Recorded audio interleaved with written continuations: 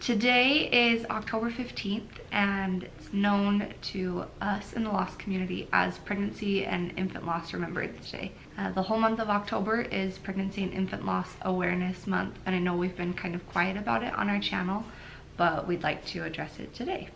In the last 2 years since we lost Carter, we've had a lot of family and friends that have been pregnant, and it's hard for us to watch them go through the pregnancy with fear just because of what we've been through. And so the point of Pregnancy and Infant Loss Awareness Month is not to instill fear in other people for their pregnancies. It's more to bring light to our losses, I guess, and show the world that we are still parents and how much it means to us for you and other people to speak our babies' names. That's one thing I think I've noticed when we started sharing our stories. A lot of people are like, oh, based off of your story, I'm not going to get excited until I'm holding the baby in my arms. And like, yes, there are risks and complications and things that are scary, but like what we've gone through doesn't necessarily mean anything to what other people are going through. And like, just because we've gone through it doesn't mean other people will go through that. And so it's there for us to remember, like you said, our children. It doesn't necessarily mean like, hey, we're making sure that you are scared of what you're going through. So I don't know, it's a tricky time, I guess. It is a tricky time, yes. Yeah. I just think that during this time, and every time of the year, it's so important to recognize those babies that have been lost, because it's hard. Like, speaking from our own experience, it's really hard to, go out in the world and not be recognized as parents, and to feel like your baby is not a legitimate child of yours. And so I wanted to make this video to, spread the awareness that if it's okay with the parents, it's okay to talk about those babies and say their names and ask questions. And one thing that I really like is when friends and family have asked me about my experiences like delivering Carter, because even though he was stillborn, I still had to deliver him. My body still went through all of that. And so when people ask me questions, ask me about my experience, it validates that and lets me know, like, hey, we know that you've been through this. You're a real mom. Yeah, and I love when people, ask questions about Carter, or they want to see pictures or anything, and like they treat me like a dad would, and I want to be that like proud dad, like look, let me show you these pictures or anything. And even though it's different, I like to talk about like the flying for time thing, because really we're doing that in his honor, and so that's like something that he's accomplished.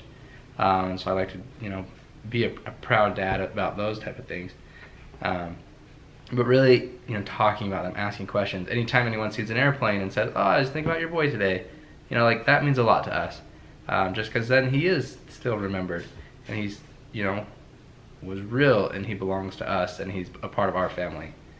I think is big for me on that front, I guess. Well, and I think, talking about Carter, like October it's a hard month.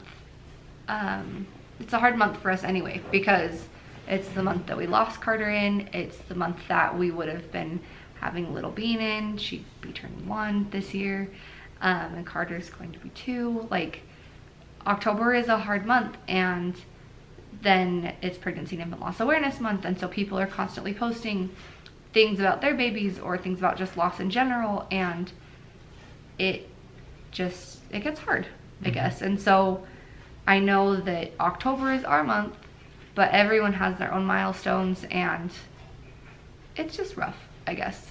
I think that as we get towards Carter's birthday, I kind of feel like I'm getting into a little bit of a slump, but that's kind of just the way that loss goes. You grieve in waves, and sometimes the waves are easier to get through and sometimes they're not.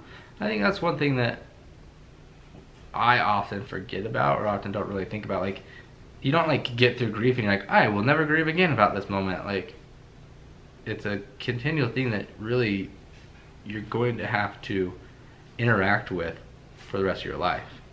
Like, it's something that happens. And so being aware of that for yourself, if that's something you're going through, but also being aware of that with others that have gone through situations.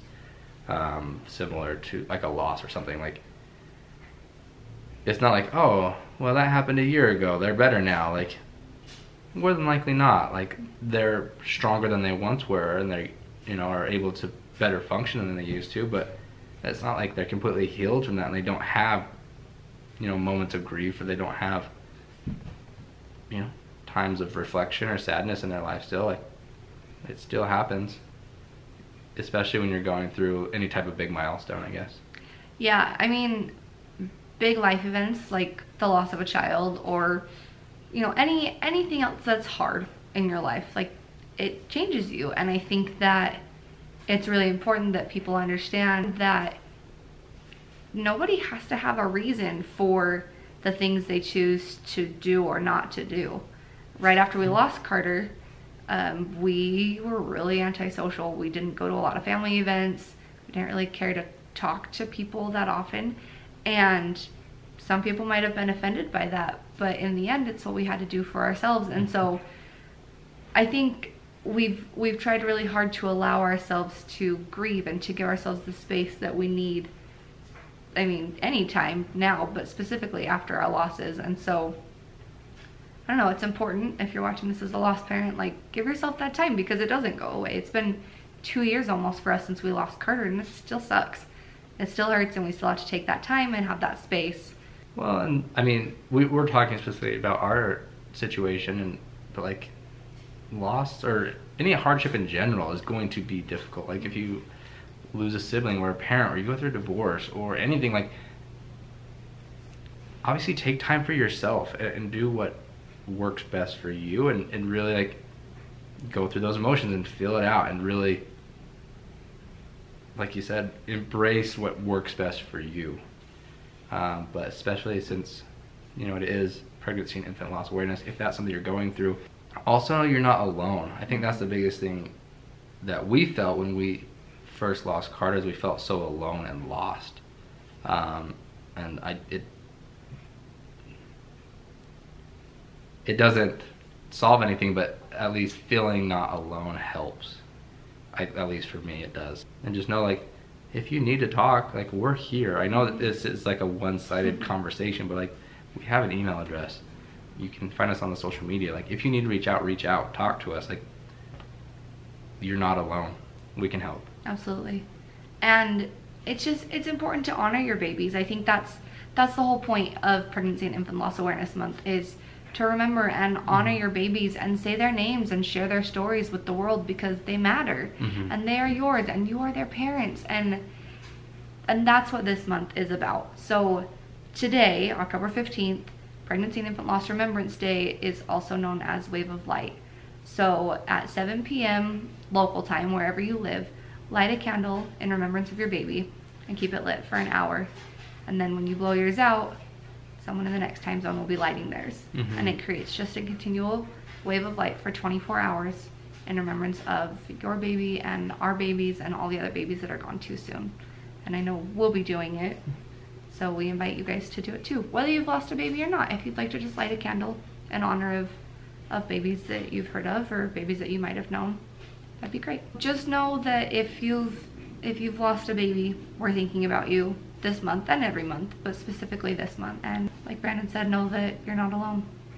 We are going to wrap it up there. If you do participate in Wave of Light and you'd like to send us a little picture, we'd love to see or hear your story. We'd love to be a part of it. So thank you guys for watching, and we'll see you next time.